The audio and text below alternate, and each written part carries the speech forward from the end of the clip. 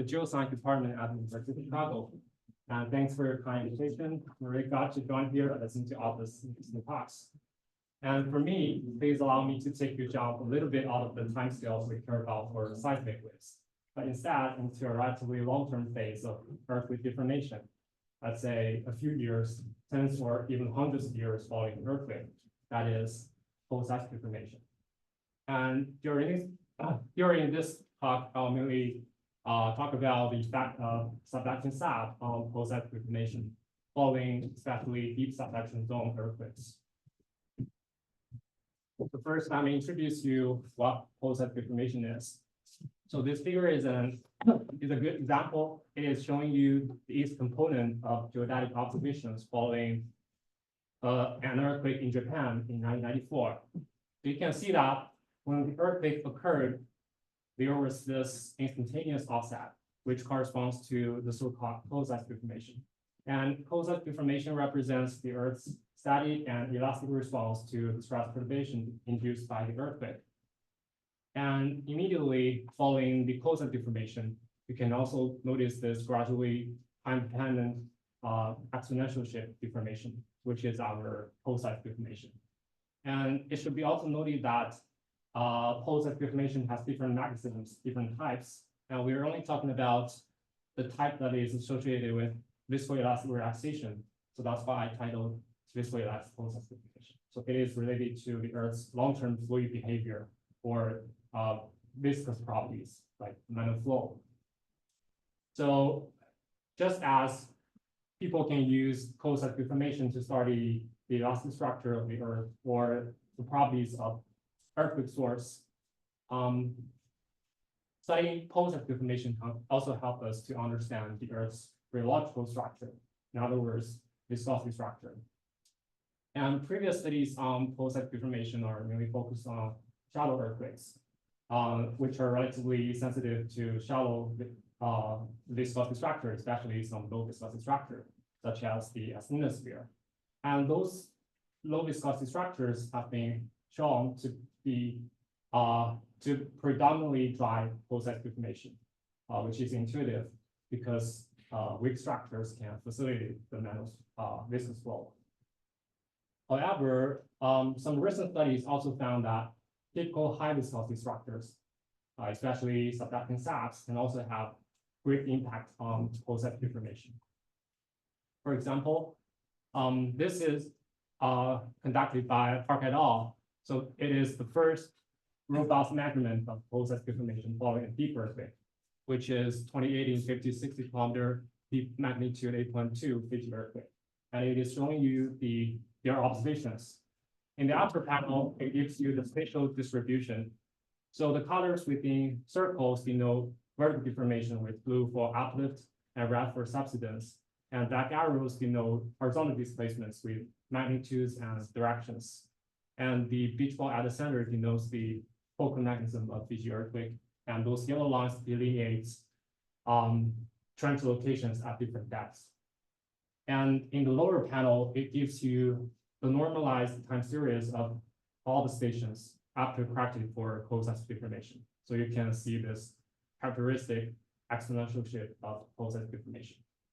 So in this study, besides their major inference of a low viscosity zone at the base of the upper mantle, they also found significant slab effect, which you can see here.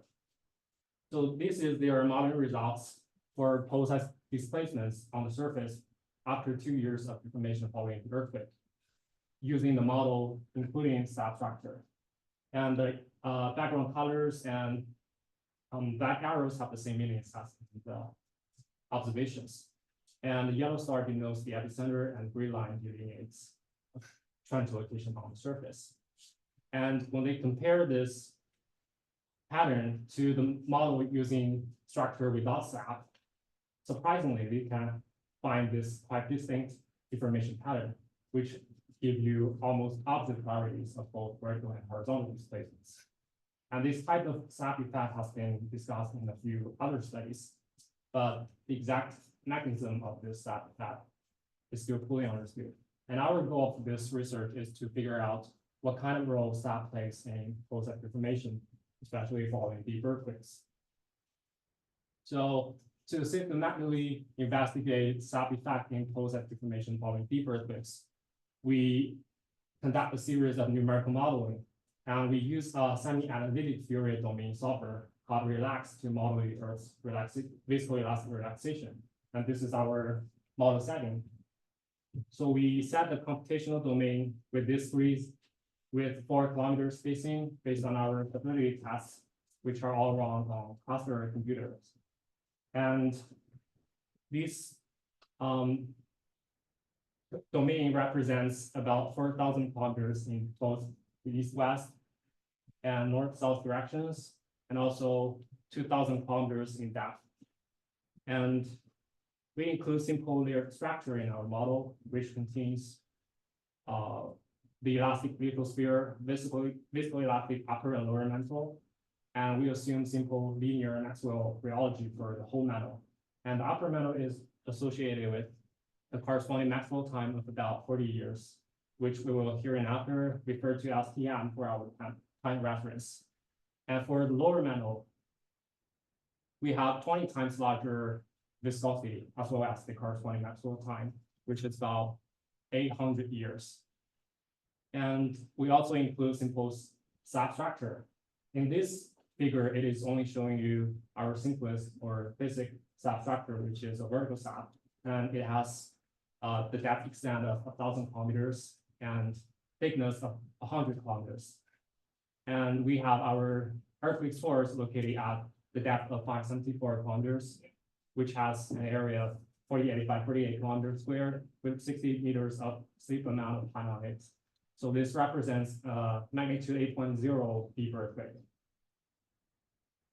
And you might also notice that we don't include any low viscosity structures like S-linosphere or the mantle transition zone in our model, just for simplicity at this point. So due to the absence of those low viscosity structures, our average deformation process would be expected to be relatively long. So that's why we model postseismic deformation process for 100 years, which is about 2.5 TM.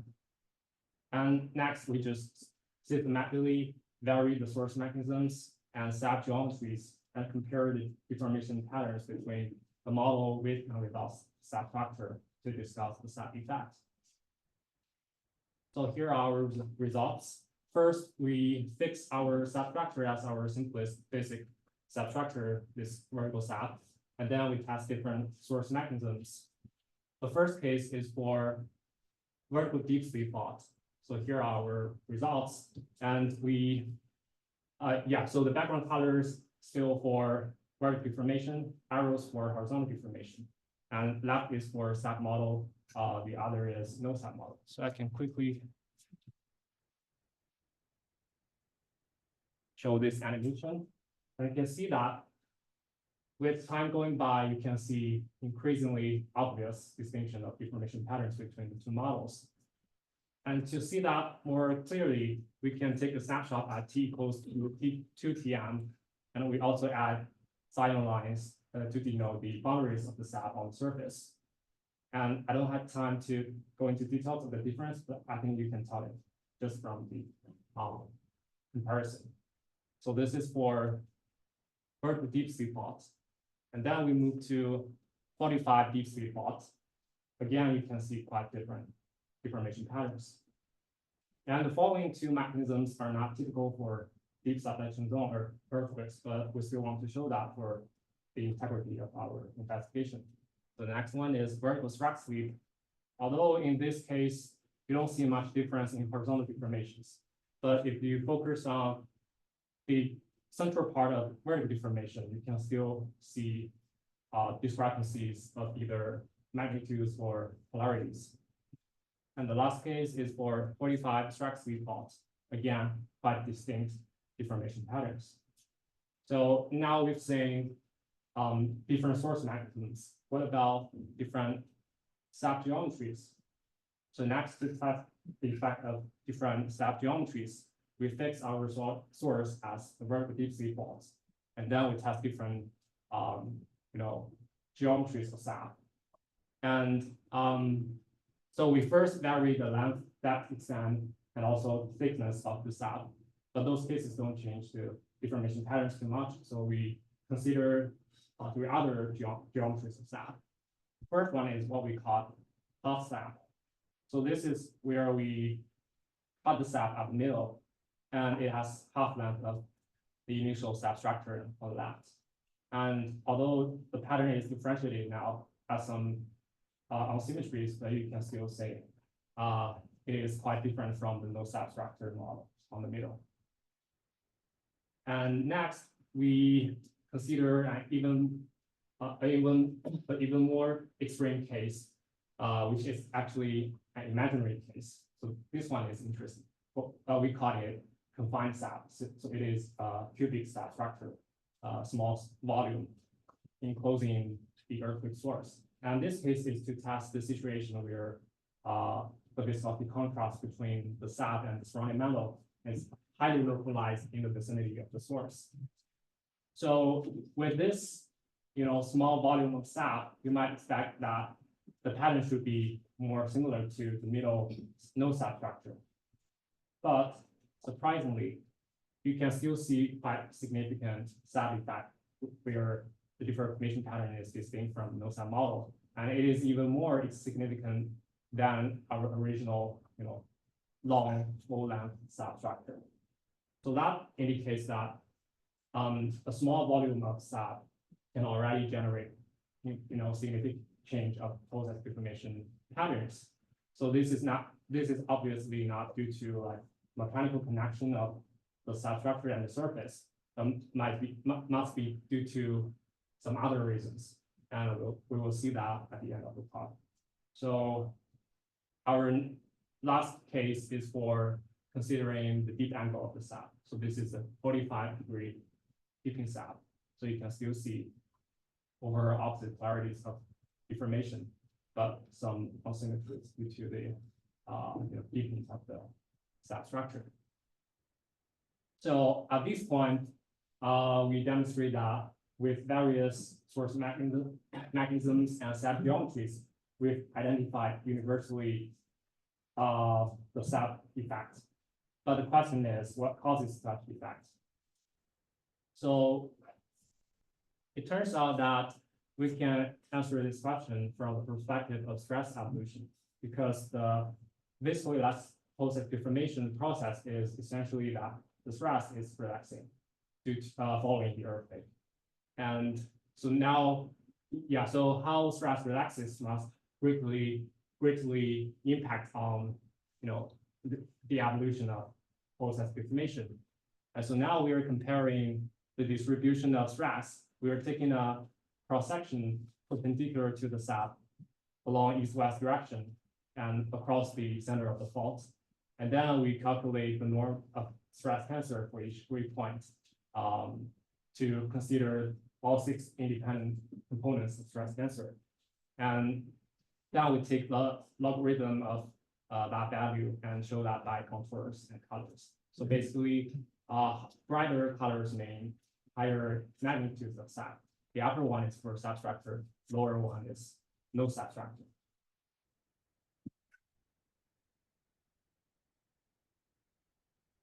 So you can see that, first of all, the stress is decreasing for both of the two cases due to just relaxation. But you can notice that the relaxation of stress in the slab model is actually much slower, which you can read from the brighter colors and more expanding contours. So to see this more clearly, we can still take snapshots at different time steps and then compare the cross section between the two models. And from now, I also add the these lines for the boundaries of either slab, lithosphere, or upper and lower mantle boundary. And you can see that for the slab model, there is clear concentration of stress over time within the slab structure. And in the surrounding mantle, you can also find, the relaxation of stress is much slower because they have slightly brighter colors and one order of magnitude larger than in no slab model. And we also test with other cases. The first one is vertical slab with 45 deep sleep fault. And again, you can see the stress concentration within the slab and impeding stress relaxation. And the last case is for 45 deep in slab and vertical deep sleep fault. So now you can see the interesting feature where the stress is now distributed along the dipping direction of the slab. And again, the relaxation of the stress is much slower in slab case. So now we can conclude that the slab takes effect by essentially impeding the stress relaxation during the course of postseismic deformation. But how we link the stress evolution to deformation pattern is further discussion. To do that, we first take a look at the overall evolution of stress. So we take the volumetric average of the norm of the stress tensor and compare their time series between the slab and no slab models. And you can still read that slab model has slower stress relaxation. And then to link stress and deformation, we can utilize the constitutive law, which states the relation between the stress and strain. And in our viscoelastic medium, the strain is made of two parts. The first part is the elastic part. So it is proportional to the stress. And this capital S is just a compliance tensor, which is inverse of elasticity tensor. And you can imagine that this part should be dissipating along with the relaxation of the stress. And indeed, from time series, you can see that the dissipation of elastic strain in slab model is indeed slower than in the no slab model. And the other part is inelastic strain, which is proportional to the time evolution of stress or Hibbert-Torp stress here. And this is where viscosity takes part in. So you can see that due to the time integral, this part should be accumulating. And yeah, from time series, they are accumulating. But you might also find that initially this green curve is not above the magenta curve as expected. That is because we're assuming the substructure to be elastic. So there is no inelastic strain within the slab model.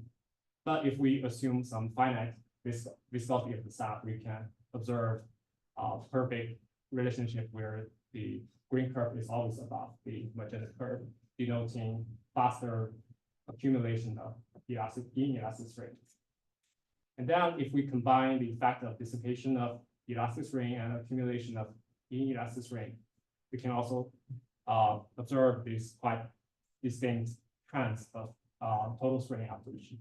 So that is reflected on the final deformation patterns, because strain is just a representation of the deformation. To see this more straightforwardly, we can compare some single component stress, strain, and displacement. So here we're looking at now stress change, which is with respect to the postseismic stress, to be directly compared with postseismic displacement. And we are looking at the cross-section of the stress change in the component of that is only associated with east component. So it is a normal component stress change tensor along the east-west direction. And different colors represent different time steps. So the only one feature you need to notice is that in the far field, those two sets of curves have different polarities. So that means they have different polarities of stress change.